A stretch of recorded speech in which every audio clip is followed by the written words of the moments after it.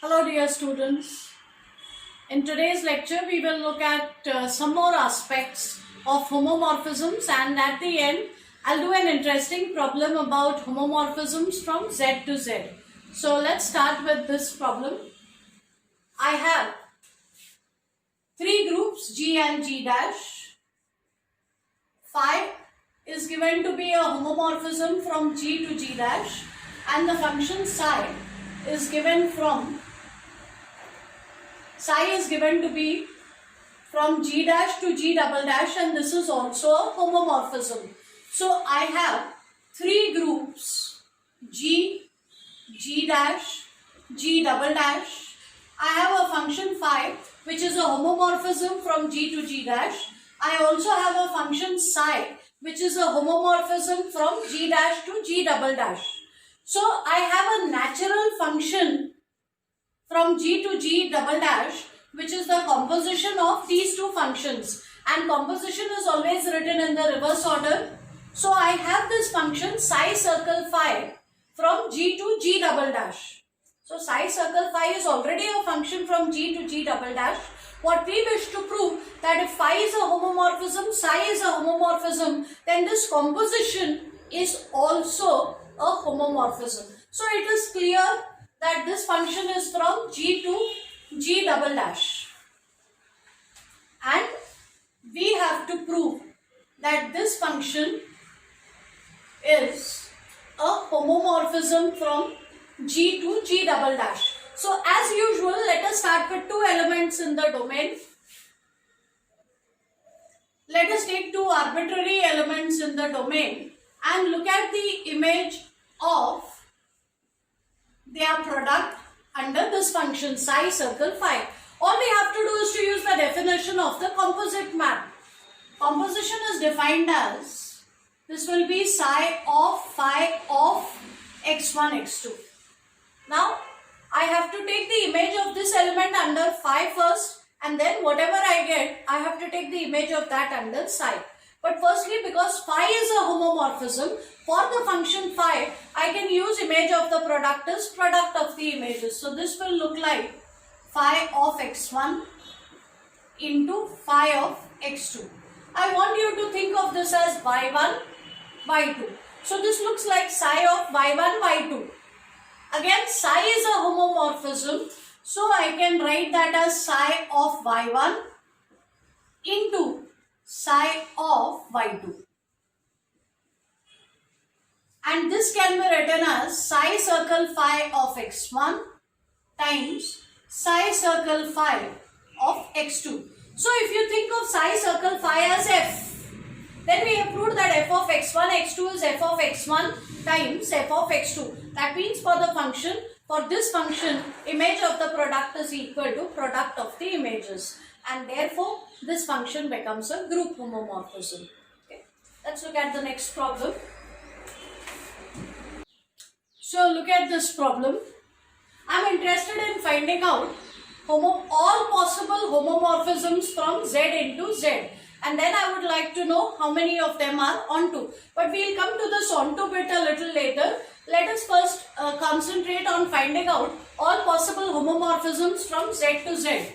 Firstly, notice that for any natural number,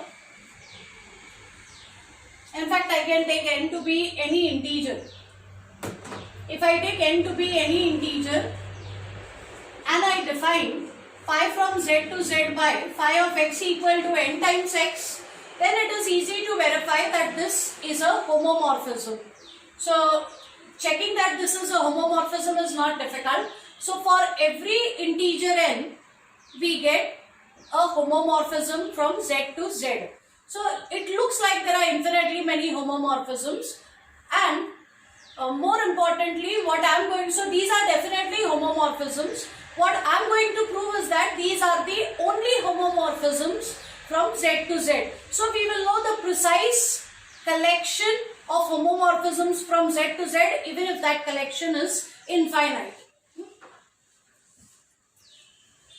So it is the second part that I am going to focus on. I will prove that if phi is a homomorphism from Z to Z, it has to look precisely like n times x.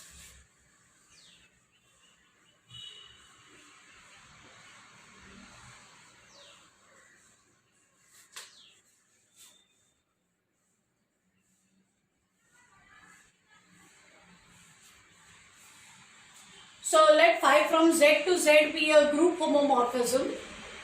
I firstly claim that if I know what is phi of 1, if I just know what is phi of 1, I claim that I will know the image of every other element.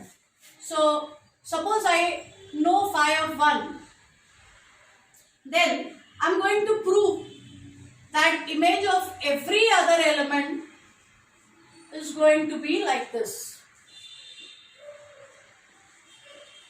So if I know what is phi of 1, I will know the formula for phi at any other element and for all other integers also. So if I know what is phi of 1, it determines the function completely. It tells me what are the values of the function at all other integers also. So let me first of all establish this. So if x is a natural number, now if x is an integer, three things can happen. X could be positive, negative or 0. So firstly, suppose x is a positive integer. Now if x is a positive integer, x can be written as 1 plus 1 plus 1 x times. So if x is a positive integer, x can be written as this in this manner, and therefore phi of x will be phi of 1 plus 1 plus 1 so many times. But phi is a homomorphism, and here the group operation is addition. When I write group Z, it is understood that the operation is addition of integers. So image of the sum will be sum of the images, because in the codomain also group operation is addition. So this will be phi of 1 plus phi of 1 plus phi of 1 x times, and that is equal to x times phi of 1. So if x is a natural number, then phi of x is x times phi of 1. Now let me see what happens if x is a negative integer. So if x happens to be a negative integer, then look at minus x. Then minus x is going to be positive. Now consider phi of x. Phi of x can be written as phi of minus x. Now here this minus is nothing but the additive inverse of minus x. And we know that image of the inverse is inverse of the image. So this inverse can be taken out. So I'll get phi of minus x.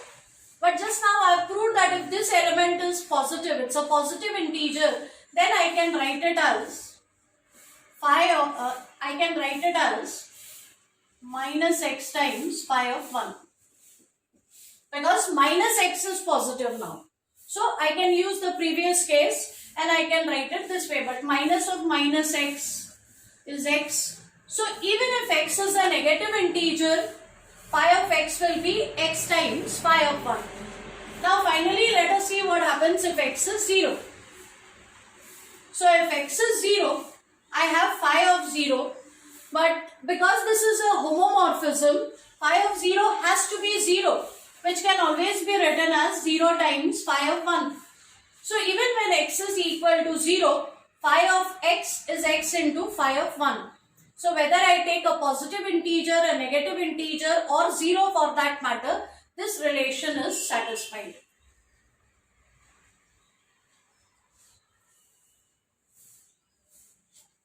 So phi of x has to be x times phi of 1 for every integer. And now let's look at phi of 1. Phi of 1 has to be in z. Phi of 1 has to be in z. So phi of 1 is going to be some integer. So phi of 1 will be n for some integer n. And therefore this function is going to look like n times x. So if phi is a homomorphism, it has to look like this. So for different integers n, we will get different homomorphisms of z. So that way we have infinitely many homomorphisms from z into z. But though they are infinitely many, every homomorphism has to look like this. So this is the precise collection of homomorphisms from Z into Z. Now out of these, the only two functions which are onto is when n is equal to 1 and when n is equal to minus 1. When n is equal to 1, I will get phi of x equal to x, and when n is equal to minus 1, I get phi of x equal to minus x. In all other cases, for example, if I take n equal to 2, phi of x will be 2x. So the homomorphic image will be 2z. Only the even numbers will be connected, the odd numbers will not be connected. So this function is not going to be onto. So the only values of n when this function becomes onto is n equal to 1 and n equal to minus 1. So there are precisely two homomorphisms of z onto z.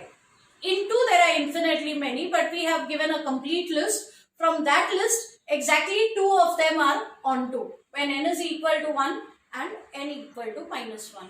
That's all for now, and we are also done with this chapter. In the next chapter, we will be starting with isomorphisms. Thank you.